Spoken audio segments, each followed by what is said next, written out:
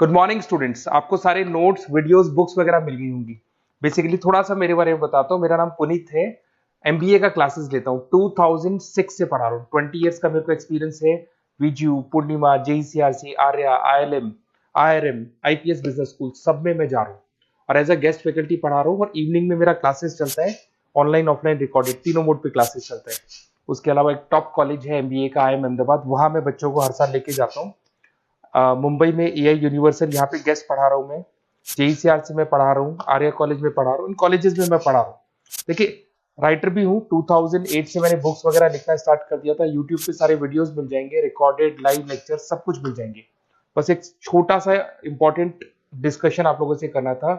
MBA आप कहीं से भी करें, थोड़ा सा मेरे से आप डिस्कस करके अगर आप एमबीए ज्वाइन करते हैं तो आप थोड़ा सेफर मोड में रहेंगे। उसका रीजन बताता हूँ क्यों। क्योंकि मेरे को जो एक्सपीरियंस है ना 20 इयर्स का, एमबीए में प्लेसमेंट होगा कि नहीं होगा, कॉलेजेस कैसे पढ़ाते हैं, क्या उनका प्लेसमेंट स्ट्रक्चर है, क्या इंटरनल एक्सटर्नल इन्फॉर्मेशन है, मेन चीज अंदर क्या चल रहा है उनके। क्योंकि मैं तो रेगुलर कॉलेजेस में जा रहा हूँ तो मेरे को पता है कौन से कॉलेज में क्या चल रहा है।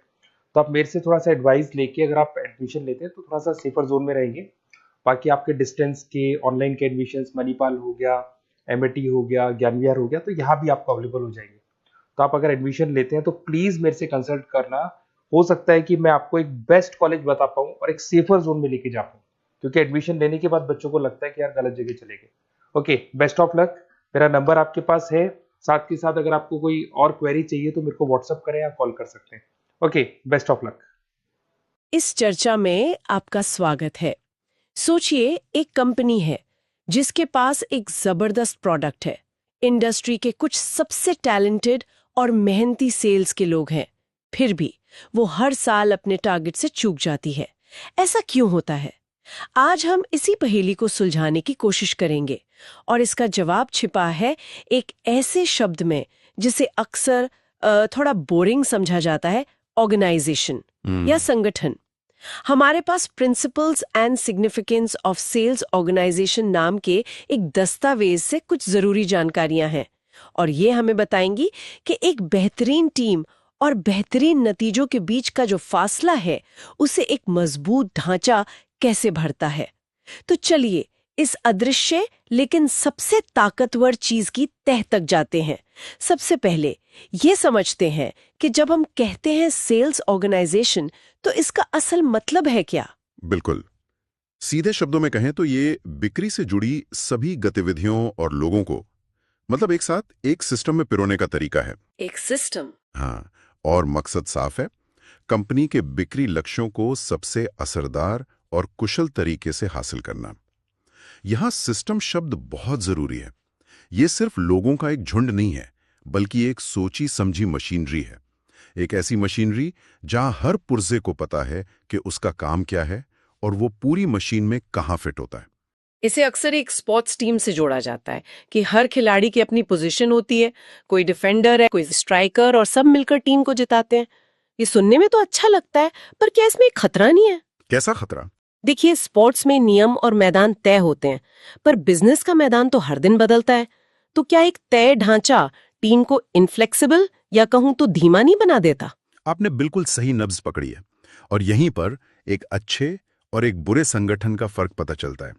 एक बुरा संगठन वाकई टीम को नियमों में जकड़कर धीमा कर सकता है। तो फिर एक अच्छा संगठन क्या करता है? एक अच्छा संगठन टीम को बाउंड्री नहीं बल्कि एक खेल का मैदान देता है। वो हर खिलाड़ी को बताता है कि उसका खेलने का एरिया क्या है, ताकि वो उस एरिया के अंदर अपनी पूरी क्रिएटिविटी और आजादी से खेल सके, बिना ये चिंता किए कि वो किसी दूसरे खिलाड़ी के रास्ते में आ रहा है। अच्छा, मतलब ये कि स्पष्टता आजादी को कम नहीं करती बल्कि उसे सही दिशा देती है। बिल्कुल। और शायद यहीं से हमारे सोर्स का पहला और सबसे बुनियादी फायदा निकल कर आता है, काम का स्पष्ट बंटवारा। जी हाँ, बिल्कुल। और ये बंटवारा कई तरीकों से हो सकता है। कुछ कंपनियां इसे ज्योग्राफिक यानी इलाके के हिसाब से करती हैं। एक टीम उत्तर भारत देखेगी, दूसरी दक्षिण भारत। कुछ इसे प्रोडक्ट लाइन के हिसाब से बांटती हैं, जैसे एक टीम कंपनी का सॉफ्टवेयर बेचेगी, दूसरी हार्डवेयर। और कुछ कंपनियां इसे ग्राहक के साइज के हिसाब से करती हैं। ग्राहक के साइज के हिसाब से मतलब एक टीम छोटे बिजनेस को संभालेगी और एक बड़े कॉर्पोरेट क्लाइंट्स को। तो इन सब के अपने अपने फायदे और नुकसान भी होंगे। जरूर। इलाके के हिसाब से जो टीम बटी होती है वो लोकल मार्केट के रिश्ते बनाने में माहिर होती है। लेकिन हो सकता है उसे कंपनी के सारे प्रोडक्ट्स की गहरी जानकारी ना हो। और प्रोडक्ट वाली टीम? वहीं प्रोडक्ट के हिसाब से बनी टीम अपने प्रोडक्ट की एक्सपर्ट होती है, लेकिन हो सकता है वो एक ही इलाके में दूसरे प्रोडक्ट की टीम से टकरा जाए। तो एक अच्छा संगठन कंपनी की जरूरतों के हिसाब से सही मॉडल चुनता है या कभी-कभी इन मॉडल्स का एक मिला-जुला रूप तैयार करता है। ये तो बहुत दिलचस्प है, लेकिन मैं उस बात पे वापस आना चाहती हूँ जो आपने कही थी कि स्पष्टता क्रिएटिविटी को बढ़ाती है। ये सुनने में थोड़ा उल्टा लगता है, क्योंकि सेल्स जैसी फील्ड में तो हम सोचते हैं कि लोगों को पूरी आजादी मिलनी चाहिए। यही तो सबसे बड़ा पैराडॉक्स है। देखिए, हर सेल्स पर्सन को स्वायत्तता, ऑटोनॉमी चाहिए, लेकिन अपने मैदान में जब उन्हें ये नहीं पता होता कि उनका मैदान कहाँ खत्म होता है और दूसरे का कहाँ से शुरू होता है, तो वो स्वायत्तता तनाव बन जाती है। तनाव? हाँ, वो अपना बेस्ट प्रदर्शन करने से ज्यादा अपनी बाउंड्री बचाने या दूसरे के काम में दखल न देने में ऊर्जा लगा देते हैं। जब भूमिकाएं साफ होती हैं, तो टीम के अंदर की जो राजनीति है वो खत्म हो जाती है। और मुझे लगता है कि जब ये अंदरूनी लड़ाई खत्म होती होगी तो इसका सीधा असर टीम के मोराल पर, यानी मनोबल पर पड़ता होगा। बिल्कुल सही जोड़ा आपने।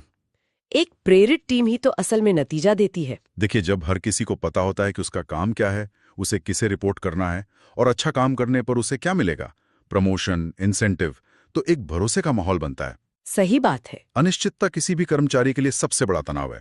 एक मजबूत ढांचा उस अनिश्चितता को खत्म करके उन्हें सुरक्षा का एहसास देता है। उन्हें लगता है कि सिस्टम निष्पक्ष है और मेहनत का फल मिलेगा। और एक प्रेरित टीम जाहिर है ज्यादा कुशलता से काम करती है। आपने कुशलता की बात की, जो मुझे अगले पॉइंट पर लाती है, तालमेल और संसाधनों का सही इस्तेमाल। ये दोनों चीजें एक दूसरे से कैसे जुड़ी हैं? ये एक ही सिक्के के दो पहलू हैं।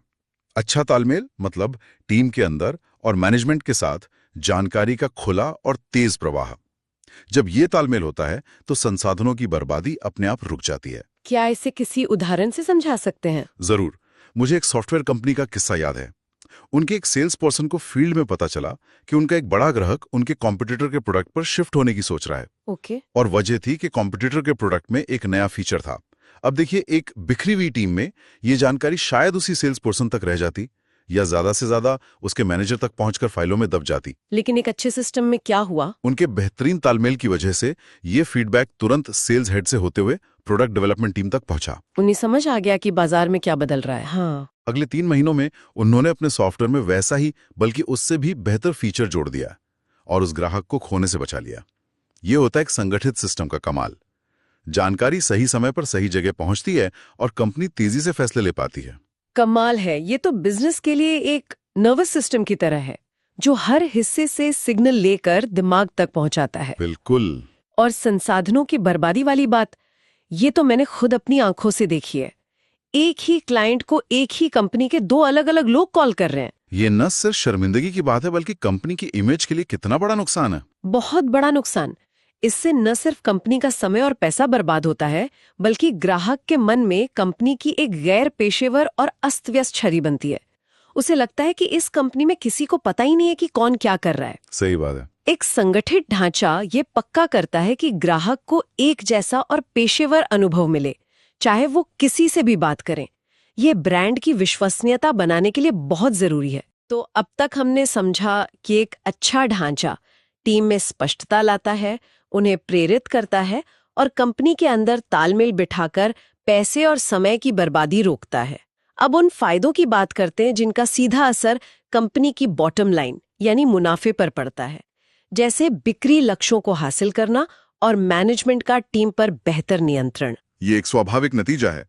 जब काम स्पष्ट हो, टीम प्रेरित हो और तालमेल बेहतरीन हो, तो उसका सीधा असर नतीजों पर पड़ेगा ही। हाँ, ये तो है। जब पूरी टीम एक संगठित तरीके से एक ही लक्ष्य की ओर काम करती है, तो सेल्स टारगेट तक पहुंचना आसान हो जाता है। ये ऐसा है जैसे सभी लोग एक ही दिशा में नाव चला रहे हैं, बजाय इसके कि हर कोई अपनी अपनी दिशा में चप्पू चलाए। और मैनेजमेंट के लिए नियंत्रण वाली बात, यहाँ कई लोगों के मन में माइक्रो मैनेजमेंट का डर आ जाता है। क्या एक मजबूत ढांचे का मतलब ये है कि मैनेजर हर छोटी छोटी बात में दखल देगा? ये एक बहुत जरूरी सवाल है। एक अच्छा संगठन नियंत्रण और कर्मचारियों की आजादी के बीच संतुलन बनाता है। यहां नियंत्रण का मतलब हर कदम पर रोक टोक करना नहीं है, बल्कि सही मार्गदर्शन देना है। अच्छा। एक तय ढांचा होने से मैनेजमेंट के लिए गतिविधियों की देखरेख करना और उनका मूल्यांकन करना आसान हो जाता है। वो हर सेल्स पर्सन, हर टीम, हर इलाके के प्रदर्शन को ट्रैक कर सकते हैं। इससे उन्हें क्या पता चलता है? उन्हें आसानी से पता चल जाता है कि कहाँ समस्या आ रही है और कहाँ सुधार की जरूरत है। क्या किसी कर्मचारी को और ट्रेनिंग की जरूरत है? क्या किसी इलाके में हमारी रणनीति काम नहीं कर रही? या फिर क्या कोई प्रोडक्ट किसी खास बाजार में अच्छा नहीं चल रहा? मतलब डेटा के आधार पर फैसले लेना आसान हो जाता है। बिल्कुल, ये सब डेटा आधारित फैसले लेने में मदद करता है। नियंत्रण का मतलब है जरूरत पड़ने पर सही रास्ते पर लाना, ना कि किसी की रचनात्मकता को खत्म करना। ज्यादा रोक-टोक तो सेल्स की आत्मा को ही मार देती है। ये संतुलन साधना वाकई मुश्किल होगा। अब एक आखिरी और शायद सबसे जरूरी पहलू पर आते हैं, जिसके बिना ये सारी कवायद अधूरी है। ग्राहक।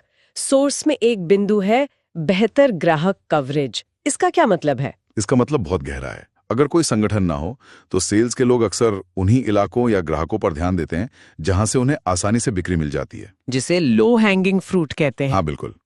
इसका नतीजा ये होता है कि कई बड़े और संभावित बाजार अछूते रह जाते हैं। जैसे शायद छोटे शहरों या ग्रामीण इलाकों पर कोई ध्यान ही न दे। बिल्कुल। या फिर कुछ ऐसे इंडस्ट्री सेक्टर्स पर ध्यान न जाए जहां घुसने में ज्यादा मेहनत लगती है। एक अच्छा बिक्री संगठन ये पक्का करता है कि बाजार के किसी भी कोने को नजरअंदाज ना किया जाए। कंपनी अपनी पहुंच की योजना बनाती है। वो तय कर सकती है कि शहरी क्षेत्रों के लिए एक अलग टीम होगी, ग्रामीण क्षेत्रों के लिए अलग, और शायद बड़े कॉरपोरेट ग्राहकों के लिए एक खास की अकाउंट मैनेजमेंट टीम होगी। इससे यह पक्का होता है कि बाजार का कोई भी कोना छूटे नहीं, जो लंबे समय में बिजनेस के विकास के लिए बहुत जरूरी है। तो अगर हम इन सभी बिंदुओं को एक साथ जोड़कर देखें तो तस्वीर काफी साफ हो जाती है। एक सेल्स ऑर्गेनाइजेशन सिर्फ कागज पर बना एक चार्ट नहीं है। ये किसी भी कंपनी की बिक्री मशीनरी की रीढ़ है, उसका ऑपरेटिंग सिस्टम है। सही कहा। ये एक ऐसा इकोसिस्टम बनाता है जहां हर कोई अपनी भूमिका जानता है, टीम के सदस्य एक दूसरे का समर्थन करते हैं और मैनेजमेंट सही दिशा दिखाता है। और ये सिर्फ कंपनी की अंदरूनी बनावट नहीं है, बल्कि यह भी तय करता है कि कंपनी बाजार के बदलावों का सामना कैसे करेगी। ये एक बहुत जरूरी बात है, खासकर आज के समय में। बाजार बहुत तेजी से बदल रहा है, लेकिन ये सारी बातें, इलाके के हिसाब से टीम, प्रोडक्ट के हिसाब से टीम, ये सब एक पारंपरिक बिजनेस मॉडल की तरह लगती हैं। और इनसाइड सेल्स का जोर है। क्या ये पारंपरिक ढांचे अभी भी प्रासंगिक है? ये इस चर्चा का सबसे महत्वपूर्ण सवाल है, और जवाब है हाँ भी और नहीं भी। अच्छा। सिद्धांत वही रहते हैं, लेकिन उनका रूप बदल रहा है। आज भी काम का बंटवारा जरूरी है, लेकिन अब ये शायद इलाके के हिसाब से ना होकर डिजिटल चैनल के हिसाब से हो। एक टीम लिंक्डइन पर लीड जनरेट करने की एक्सपर्ट हो सकती है, दूसरी टीम ईमेल मार्केटिंग कैंपेन चला सकती है। और तालमेल की जरूरत तो शायद पहले से भी ज्यादा होगी। कहीं ज्यादा। अब सेल्स टीम को सिर्फ आपस में ही नहीं, बल्कि marketing team, data analyst team और कस्टमर सर्विस टीम के साथ रियल टाइम में जुड़कर काम करना होता है। आज का सेल्स ऑर्गेनाइजेशन एक पिरामिड जैसा कम और एक नेटवर्क जैसा ज्यादा दिखता है। मतलब ज्यादा लचीला और सहयोगी। हाँ, ज्यादा लचीला, ज्यादा डेटा ड्रिवन और ज्यादा सहयोगी। जो कंपनियां अपने ढांचे को इस नई हकीकत के हिसाब से नहीं ढालेंगी, वे चाहे कितने भी अच्छे सेल्स पर्सन रख लें, पीछे रह जाएंगी। तो आज हमने समझा कि क्यों एक बेहतरीन प्रोडक्ट और एक बेहतरीन टीम होने के बावजूद कंपनियां नाकाम हो सकती हैं। जवाब उस अदृश्य धागे में छिपा है जो सबको एक साथ बांधता है, एक मजबूत और सोचा समझा सेल्स ऑर्गेनाइजेशन। ये सिर्फ एक डिपार्टमेंट बनाने के बारे में नहीं है, बल्कि एक ऐसा मजबूत ढांचा बनाने के बारे में है जो कंपनी को लगातार आगे बढ़ने में मदद करे, चाहे बाजार कितना भी बदल जाए। इस पूरी चर्चा के बाद एक सवाल मन में आता है। हमने बात की कि संगठन टीम को एक खेल का मैदान देता है, लेकिन जब एआई जैसे टूल्स सेल्स पर्सन को ये बताने लगे कि उन्हें किस ग्राहक से कब और क्या बात करनी चाहिए, तो क्या हम उस स्थिति की ओर बढ़ रहे हैं जहां सेल्स पर्सन की भूमिका सिर्फ स्क्रिप्ट पढ़ने वाले एक एक्टर की रह जाएगी? और उस भविष्य में प्रेरणा और स्वायत्तता का क्या मतलब होगा?